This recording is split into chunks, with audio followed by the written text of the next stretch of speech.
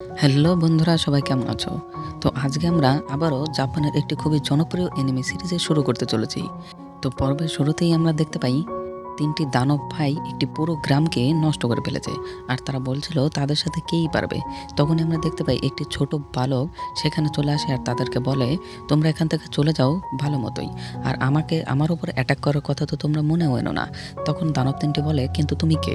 তোমাকে দেখে তো মনে হচ্ছে না তুমি কিছু করতে পারবে। এই বলে যখন দানব ৩টি তার উপর অ্যাটাক করতেই যাবে, তখনই আমরা দেখতে পাই সেখানে কেউ ম্যাজিকের ইউজ করে আর একটি দানব সেই ম্যাজিকের ইউজে মারা যায়। আর তখনই আমরা একটি মেয়েকে দেখতে পাই যে কিনা আবারও ম্যাজিক করে অন্য একটি দানবকেও মেরে ফেলে। এর সাথে ৩টি দানবকে সে মেরে ফেলে, মানে চোখের নিমেষেই সে দানব ৩টিকে মেরে শেষ করে দেয়।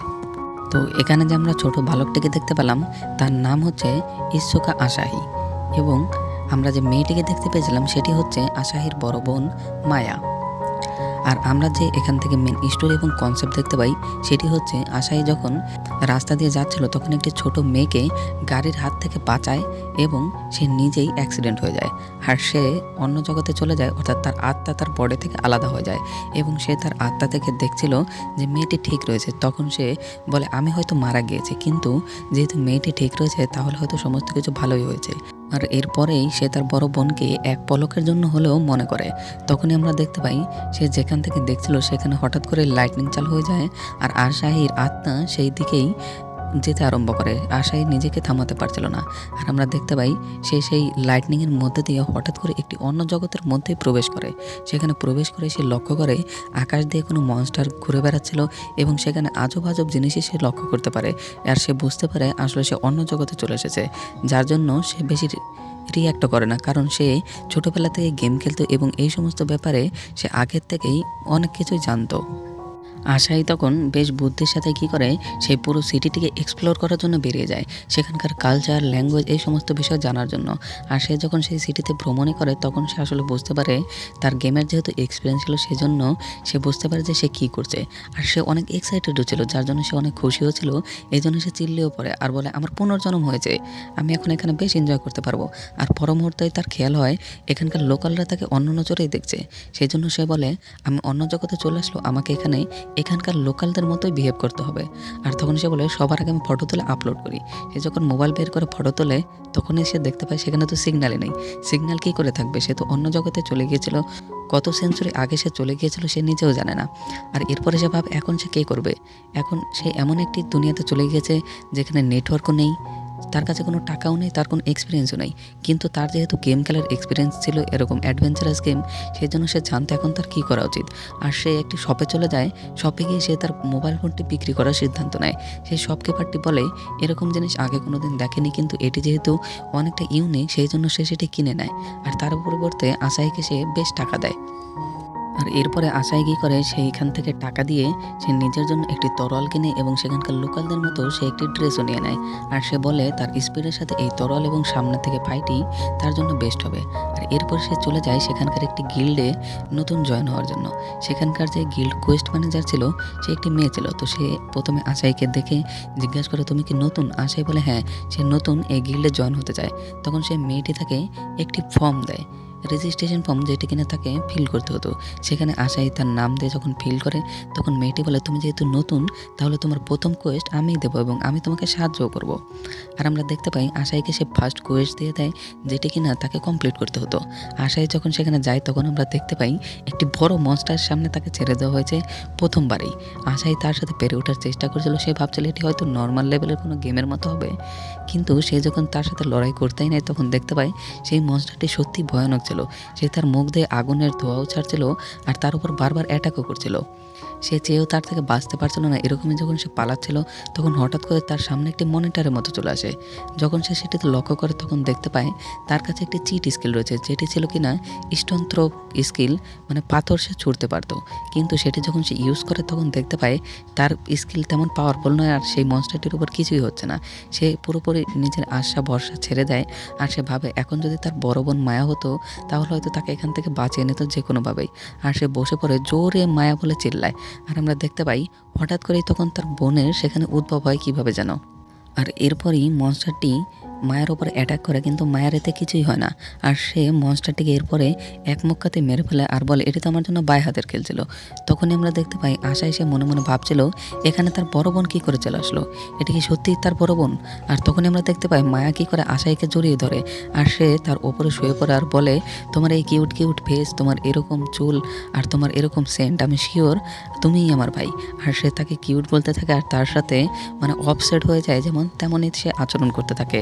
তখন আশাইও বলে এটি সত্যিই তার বোনই হবে, না হলে এরকম আর কেউই করবে না। আর এরপরে মায়া বলে আশাই জানো তুমি অ্যাক্সিডেন্টের পরে তোমাকে হসপিটালে নিয়ে যাওয়ার পরে যখন তোমার ট্রিটমেন্ট হলো এরপরে তুমি কোমাতে চলে গিয়েছিলে। আর তোমার কোমাতে যাওয়ার পরে তুমি বারবার শুয়ে শুয়ে অন্য জগতের কথা কী যেন বলছিলে এবং বারবার হাসছিলে। এরপরে আমার কি মনে হলো, আমার মনে হলো তোমার আত্মা হয়তো অন্য জগতে চলে গিয়েছে, যার জন্য আমি দেওয়ালে নিজের মাথা বারবার আঘাত করছিলাম। আর এরপর আমি হঠাৎ করে এই জগতে চলে এসেছি। আর তখন আশাই বলে কি তুমি আমার জন্য এরকম করেছো? আর তুমি কি বললে আমি আসল জগতে এখন পর্যন্ত বেঁচে আছি এবং কোমায় আছি? মায়া বলে হ্যাঁ তুমি এখন পর্যন্ত বেঁচে আছো আর আমি তোমার জন্য অনেক চিন্তা হচ্ছিলো, যার জন্য আমিও এখানে চলে এসেছি। এখন আমরা এখান থেকে কী করে যাবো তা তো আমরা দুজনের কেউই জানি না। তো চলো এখানেই আমরা আবারও ঠিকঠাক মতো থাকতে চালু করি। আর আমি এখানে তোমার সাথে অনেক দুষ্টুমি করতে পারবো এবং নটি নটি জিনিসও করতে পারবো, তো তুমি আমাকে আটকাতেও পারবে না। আর এর সাথে আমরা দেখতে পাই এখানে সিন পরিবর্তন হয় আর পরের দিন আশাই আবারও গিল্ডে চলে যায়।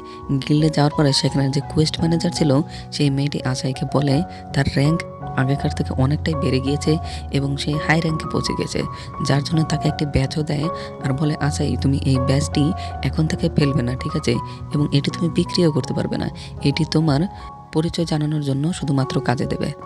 এরপরে আশাই সেখান থেকে তার বড় বোনের কাছে চলে আসে আর তার কাছে এসে বলে মায়া তুমি এই জগতে এত শক্তি কোথা থেকে পেলে সেটি তো আমি জানি না এবং সেটি তুমিও বলতে পারছো না, তো প্লিজ তুমি একটি কাজ করবে, তোমার এরকম শক্তি তুমি কাউকে দেখাবে না, শুধুমাত্র তুমি চুপচাপ থাকবে এবং তারা যেহেতু আমাকে ভালো বলছে তো আমাকে কি তুমি এরকম থাকতে দেবে? আর মায়া তখন বলে আরে আমার পেয়ারে ভাই আমি তোমার জন্য সব কিছু করতে পারি, শুধু তুমি থাকলেই হবে, আর তুমি কি তোমার সাথে আমাকে নটে নটে জিনিস করতে দেবে? আমরা আসলে বুঝতে পারছিলাম মায়া আশাইকে অনেকটাই পছন্দ করতো এবং তার সাথে সে সবসময়ই দুষ্টুমি করতে চাইতো। আর এরকম করেই তাদের সময় এবং সম্পর্ক দুটোই এগোতে থাকে। এরপরে হঠাৎ করেই তারা যখন এগোচ্ছিল তখন দেখতে পায় একটি পুরো টিমকে সবাই ফুল এবং উলুধ্বনি জয়ধ্বনি দিয়ে আর কি বিদায় দিচ্ছিল। আর আমরা জানতে পারি তারা পুরো টিমই আসলে একটি ডিমন কিংকে মারার জন্য যাচ্ছিল, যার জন্য তাদের এরকম জয়ধ্বনি উলুধ্বনি দিয়ে সবাই বিদায় দিচ্ছিল। আর তারা জানতে পারে যে যারা এখানে যায় এবং ডিমন কিংদের মারে তাদেরকে মারতে পারলে আবার তারা নিজেদের আসল জগতেও অনেকেই ফিরে যেতে পারে, এই জন্য তারা দুজনেও বেশ এক্সাইটেড ছিল। আর তখন আমরা দেখতে পাই সেখানে একটি দ্বারখোর লোক হঠাৎ করে ক্রুদ্ধ হয়ে যায় এবং তাদের উপরে রেগে যেতে থাকে। আর সে একটা সময় বলেও আমি সমস্ত যত ধরনের অ্যাডভেঞ্চার আছে তাদের সাথে আমি এতটাই ক্রুদ্ধ এবং এতটাই রেগে যায়, যার জন্য সেখানকার যে আশেপাশের লোক ছিল তারা এখন আশাইকে কিছুটা হলেও চিনত, কারণ সে পুরো একটি গ্রামের ধ্বংস করা সেই দানবদেরকে মেরেছিল এবং সে অনেকেই কাজ করে, যার জন্য তারা আশাইকে বারবার বলছিল তার জবাব দিতে। আর তখনই সেই লোকটিও আশাইয়ের সাথে যুদ্ধ করতে চায়। আর আশাই তো ভয় পাচ্ছিল কারণ তার কাছে কোনো অ্যাবিলিটি ছিল না, সে তো তার বোনের মাধ্যমে এই সমস্ত কিছু করেছিল।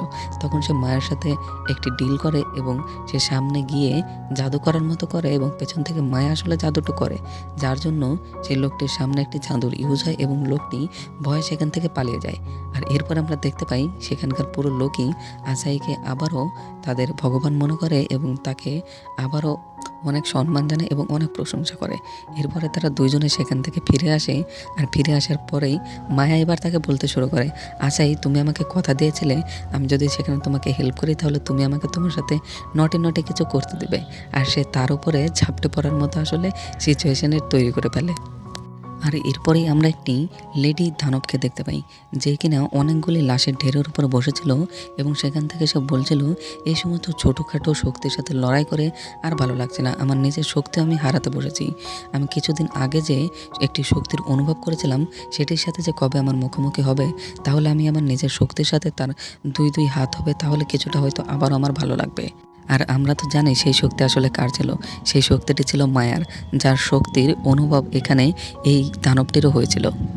এরপরে সিন পরিবর্তন হয় আর আমরা দেখতে পাই আশাই নিজেকে ইমপ্রুভ করার জন্য সে তার তরল দিয়ে সেখানে ছোট ছোট বিরল প্রজাতির কিছু দানবের উপরে সে নিজের তরল প্র্যাকটিস করছিল। আর আমরা দেখতে পাই এতে তার ইএক্সপিও আপগ্রেড হয়, কিন্তু শুধুমাত্র সেটি এক।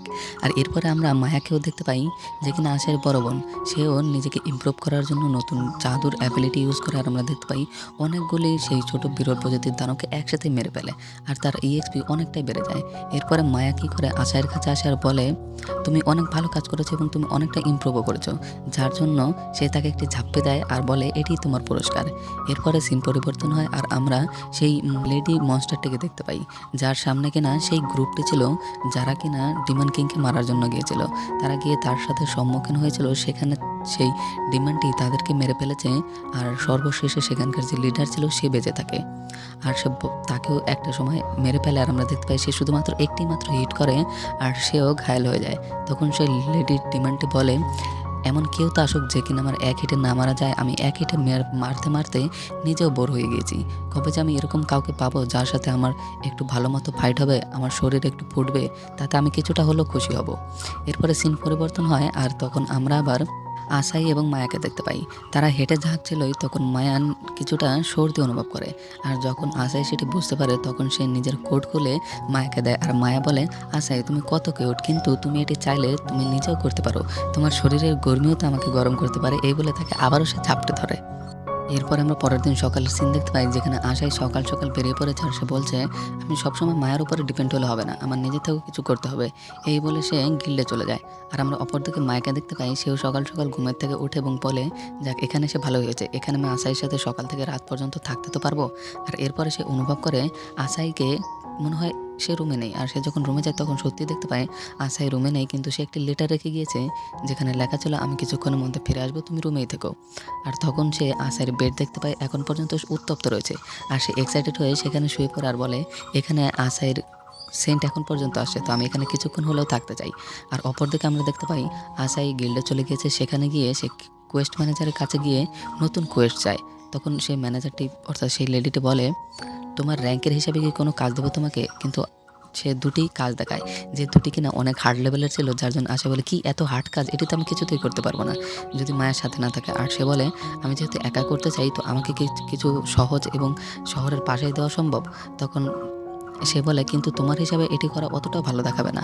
আশাই তখন একটু কুল হয়ে বলে, দেখো আমি শহরের আশেপাশেই থাকতে চাই এবং তাড়াতাড়ি কাজ শেষ করতে চাই, তাহলে যাতে শহরের মধ্যে কোনো প্রবলেম হয় আমি এখানে তাড়াতাড়ি আসতে পারি। আর এটি শুনে কোয়েস্ট ম্যানেজার বেশ খুশি হয়, তার উপর প্রসন্ন হয় এবং তাকে একটি লেভেল 2 এর মাশরুম কালেক্টিংয়ের কাজ দিয়ে দেয়। এরপরে আমরা দেখতে পাই আশাই মাশরুম কালেক্ট করতেও শুরু করে দিয়েছে। আর সে হঠাৎ করে একটি বোর্ডে নোটিশ দেখতে পায় ভাল্লুকের, সেখানে আসার সম্ভাবনা রয়েছে। আর তখনই আমরা পেছনে দেখতে পাই ভাল্লুক চলে এসেছে। পর মুহূর্তে আমরা দেখতে পাই আশাই দৌড়াচ্ছে এবং ভাল্লুক তার পেছন পেছন তাকে ফলো করে যাচ্ছে।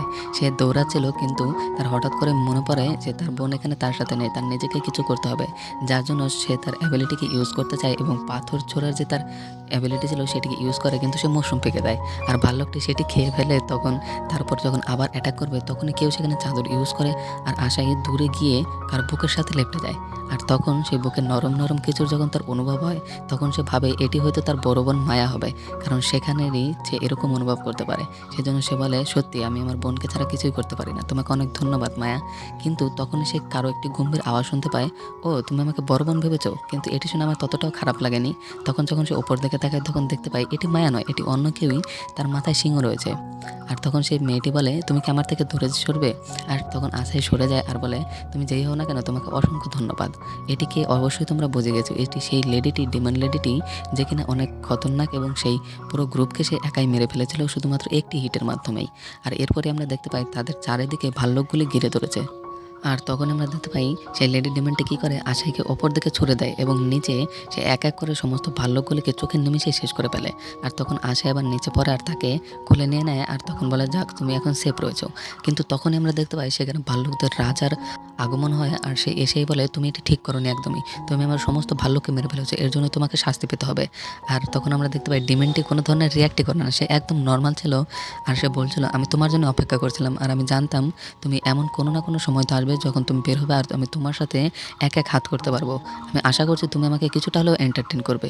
তখন বেয়াটি যখন তার আসল প্রকোপ ফেলে এবং সে যখন অ্যাটাক করবে তখন তাকে দেখে আসাই ভয়ে তার কাজ হয়ে যায়। সে বলে, আমি তো এখানে এসেছিলাম শুধুমাত্র মাশরুম কালেক্ট করার জন্য, এখানে আমি কী ঝামেলায় পড়লাম, আজকে হয়তো আমি এখান থেকে বেঁচেও ফিরতে পারবো না। তখনই সেই ডিমনটি কী করে, তাকে আবারও তার বুকের সাথে জড়িয়ে নেয় আর ভাল্লুকটি তাদের উপর অ্যাটাক করে। কিন্তু আমরা অপর দিকে দেখতে পাই তাদের উপর সেই অ্যাটাকের কোনো প্রভাবই পড়েনি, কারণ সেই ডিমনটি ব্লক করে দিয়েছিল। আর এরপরে সেই ডিমনটি বলে, তোমার এই আগুনের ঝাপটা আমাকে তো কিছু করতে পারলো না, কিন্তু এবার আমি দেখাচ্ছি আসল আগুনের ঝাপটা কি।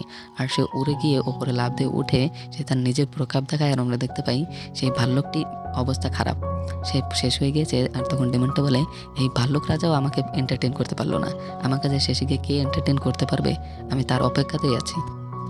আর এই সমস্ত কিছু হয়ে যাওয়ার পরে আশাই তাকে জিজ্ঞেস করে, আসলে তুমি কে, তুমি আমাকে বাঁচিয়েছো এবং তুমি অনেক শক্তিশালীও।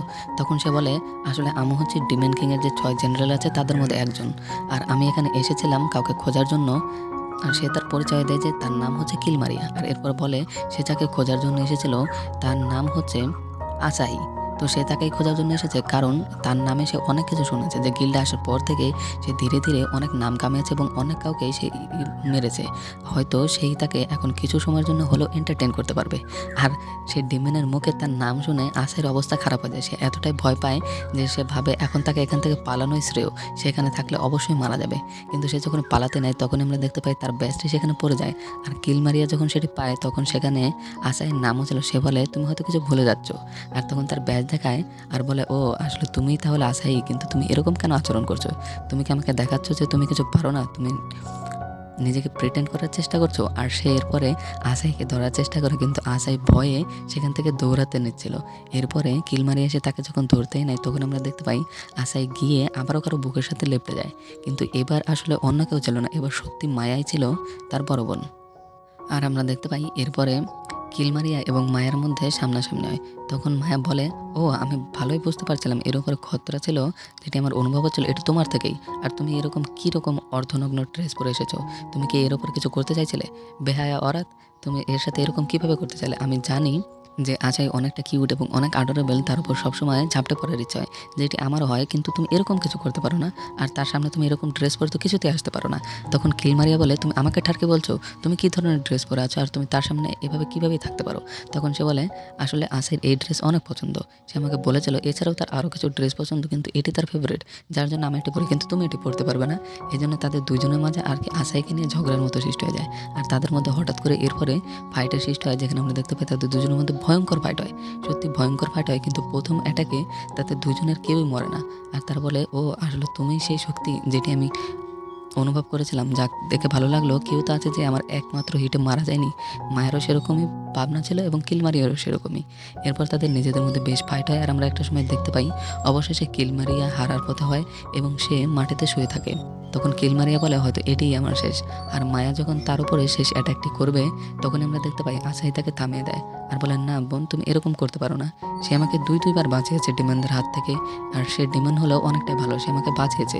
আর আমি তাকে বড় বোনও বলেছি, তো প্লিজ তুমি তাকে ছেড়ে দাও।